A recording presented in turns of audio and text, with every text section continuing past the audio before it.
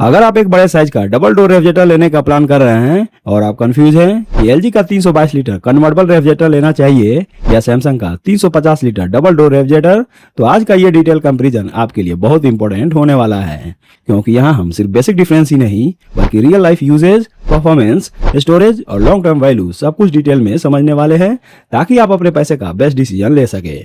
सबसे पहले कैपेसिटी की बात करते हैं, क्योंकि रेफ्रिजरेटर में सबसे इंपॉर्टेंट चीज होती है स्टोरेज स्पेस। एलजी आपको 322 लीटर का कैपेसिटी देता है, जबकि सैमसंग 350 लीटर का कैपेसिटी देता है। यानी यहाँ सैमसंग लगभग 28 लीटर ज्यादा स्पेस ऑफर करता है। और प्रैक्टिकल टर्म में अगर समझें तो ये डिफरेंस काफी नोटिसेबल हो जाता है जब आप वीकली ग्रोसरी स्टोर करते हैं और fruits, vegetables, milk pocket, bottles और बचा हुआ फूड सब कुछ एक साथ रखते हैं। इसके अलावा अगर आपकी फैमिली 4 से 6 मेंबर की है या आप बल्क में शॉपिंग करते हैं तो सैमसंग का एक्स्ट्रा स्पेस आपको बार बार एडजस्ट करने से बचाता है। लेकिन अगर आपकी फैमिली छोटी है या आप डेली फ्रेश चीजें यूज करते हैं तो एलजी का 322 लीटर भी बिल्कुल सफिशिएंट है और आपको एक्स्ट्रा एम्प्टी स्पेस वेस्ट नहीं करना पड़ेगा। अब साइज और प्लेसमेंट की बात करें तो एलजी का हाइट 166 सेंटीमीटर है, जबकि सैमसंग का 178.5 सेंटीमीटर है। डेप्थ एलजी में 71 सेंटीमीटर और सैमसंग में 74 सेंटीमीटर है और विड्थ एलजी में 60 सेंटीमीटर और सैमसंग में 63 सेंटीमीटर है। यानी ओवरऑल देखा जाए तो सैमसंग थोड़ा बड़ा और बल्कि है। इसका मतलब ये है कि अगर आपके किचन में ऑलरेडी लिमिटेड स्पेस है या आपका रेफ्रिजरेटर एक फिक्स कैबिनेट स्पेस में फिट होना है तो एलजी का कॉम्पैक्ट साइज आपके लिए कन्वीनियंट रहेगा। जबकि सैमसंग लेने से पहले आपको प्रॉपर मेजरमेंट लेना बहुत जरूरी है, वरना फिटिंग इशू आ सकता है। अब बात करते हैं इलेक्ट्रिसिटी कंजप्शन की, जो लॉन्ग टर्म में बहुत इंपॉर्टेंट फैक्टर होता है। एलजी का एनुअल पावर कंजप्शन है 242 किलोवाट आवर और सैमसंग का 243 किलोवाट आवर, यानी दोनों प्रैक्टिकली सेम लेवल पर है और आपको बिल में कोई मेजर डिफरेंस देखने को नहीं मिलेगा। दोनों ही 2026 मॉडल है और 2026 के हिसाब से 2 स्टार रेटिंग के साथ आते हैं। यहाँ एक इंपॉर्टेंट बात समझना जरूरी है कि बी रेटिंग 2023 के बाद रिवाइज हुई थी, जिसमें 1 स्टार कम कर दिया गया था। इसलिए जो आज 2 स्टार है वो पहले 3 स्टार के इक्विवेलेंट परफॉर्मेंस के आसपास होता है। इसलिए आपको रेटिंग देखकर कंफ्यूज होने की जरूरत नहीं है। कूलिंग परफॉर्मेंस की बात करें तो एलजी में स्मार्ट इन्वर्टर कंप्रेसर दिया गया है और सैमसंग में डिजिटल इन्वर्टर कंप्रेसर मिलता है। दोनों ही कंप्रेसर मॉडर्न टेक्नोलॉजी पर बेस्ड हैं, जो लोड के हिसाब से स्पीड एडजस्ट करते हैं, जिससे इलेक्ट्रिसिटी सेव होती है और नॉइज भी कम होता है। लेकिन यहाँ एलजी अपने कन्वर्टेबल फीचर के थ्रू एक एक्स्ट्रा एडवांटेज देता है, मतलब आप फ्रीजर को फ्रिज में कन्वर्ट कर सकते हैं जब आपको ज्यादा फ्रीज स्पेस चाहिए हो। मान लीजिए कोई फंक्शन है या आपने ज्यादा फ्रूट्स या वेजिटेबल स्टोर किए हैं तो आप इजीली फ्रीजर सेक्शन को फ्रीज की तरह यूज कर सकते हैं। इसके अलावा एलजी में एक्सप्रेस फ्रीजिंग का ऑप्शन भी मिलता है, जो जल्दी से कूलिंग करता है, जो गर्मी के सीजन में या जब आप नया सामान रखते हैं तब काफी यूजफुल होता है। सैमसंग में यह कन्वर्टेबल या एक्सप्रेस फ्रीजिंग फीचर नहीं मिलता, लेकिन उसका कूलिंग स्टेबल और कंसिस्टेंट होता है, जो डेली यूज के लिए रिलायबल है। अब फीचर्स को डिटेल में समझते हैं, क्योंकि यही चीज डिसाइड करती है कि आपको कन्वीनियंस कितना मिलेगा। एलजी की बात करें तो यहाँ आपको काफी स्मार्ट और प्रैक्टिकल फीचर्स देखने को मिलते हैं, जैसे कि डोर अलार्म, जो फ्रिज का डोर अगर गलती से ओपन रह जाए तो तुरंत अलर्ट दे देता है, जिससे अननेसेसरी कूलिंग लॉस और इलेक्ट्रिसिटी वेस्ट होने से बच जाता है। साथ ही इसमें डेओड्राइजर दिया गया है, जो फ्रिज के अंदर की बैड स्मेल को कंट्रोल करता है और फूड को फ्रेश एनवायरनमेंट में स्टोर रखता है।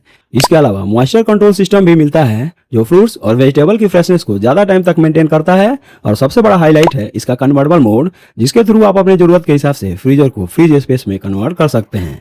यानी ओवरऑल देखा जाए तो एलजी एक फीचर रिच और फ्लेक्सिबल एक्सपीरियंस प्रोवाइड करता है। वहीं दूसरी तरफ सैमसंग का अप्रोच थोड़ा अलग है। यहाँ आपको अननेसेसरी कॉम्प्लेक्सिटी नहीं मिलती, बल्कि एक सिंपल और प्रैक्टिकल सेटअप दिया गया है। इसमें मूवेबल ट्विस्ट आइस मेकर मिलता है, जो डेली यूज में आइस बनाना काफी इजी बना देता है।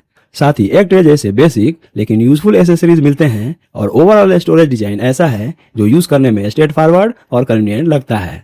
यानी सैमसंग का फोकस ज्यादा रिलायबिलिटी, ड्यूरेबिलिटी और इजी यूजेबिलिटी पर होता है, जबकि एलजी का फोकस स्मार्ट फीचर्स और एडवांस फ्लेक्सिबिलिटी पर होता है। बिल्ड क्वालिटी और डिजाइन की बात करें तो एलजी डेजल स्टील फिनिश के साथ आता है, जो मॉडर्न और स्टाइलिश लुक देता है और फिंगरप्रिंट भी रिलेटिवली कम दिखता है। वहीं सैमसंग एलिगेंट इनॉक्स फिनिश के साथ आता है, जो stainless steel type premium feel देता है और किचन में एक क्लासी लुक ऐड करता है।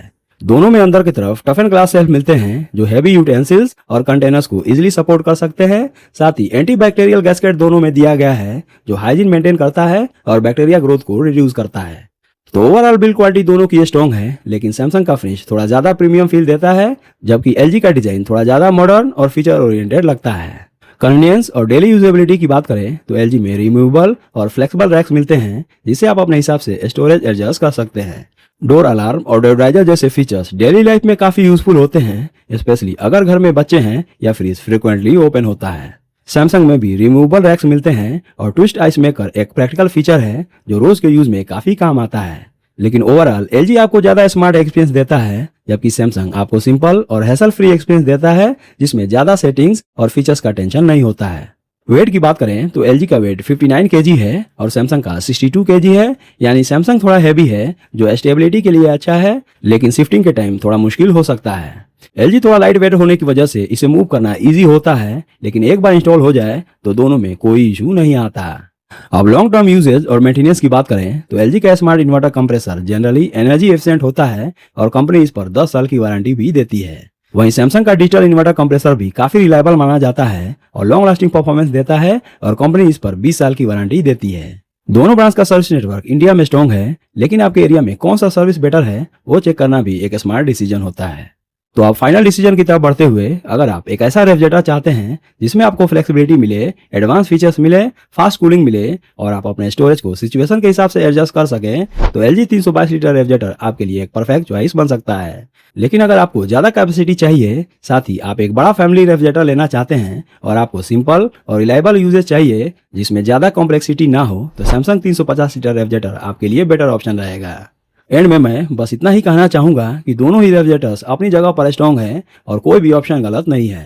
बस आपको अपनी रिक्वायरमेंट समझनी है कि आपको स्मार्ट फीचर्स चाहिए या एक्स्ट्रा स्टोरेज स्पेस। अगर आपने ये डिसाइड कर लिया तो आप इजीली राइट चॉइस ले सकते हैं और अपने बजट का मैक्सिमम वैल्यू निकाल सकते हैं। इनके प्राइस की बात करें तो दोनों का ही प्राइस सेम है, यानी 38,990 रुपीज के आसपास। दोस्तों एक बार बता दूं कि इन सारे रेफ्रिजरेटर के प्राइस चेंज होते रहते हैं, तो इनका करंट प्राइस जानने के लिए आप डिस्क्रिप्शन में दिए हुए इनके लिंक पर जाकर चेक कर लीजिए।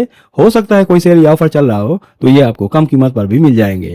अगर आपको ऐसे ही डिटेल कंपैरिजन वीडियो पसंद आते हैं तो लाइक, शेयर और सब्सक्राइब जरूर करें ताकि आप फ्यूचर में ऐसे ही इन्फॉर्मेटिव वीडियोस मिस ना करें। तो दोस्तों आज के लिए बस इतना ही, मिलते हैं नेक्स्ट वीडियो में, तब तक के लिए अलविदा, थैंक यू।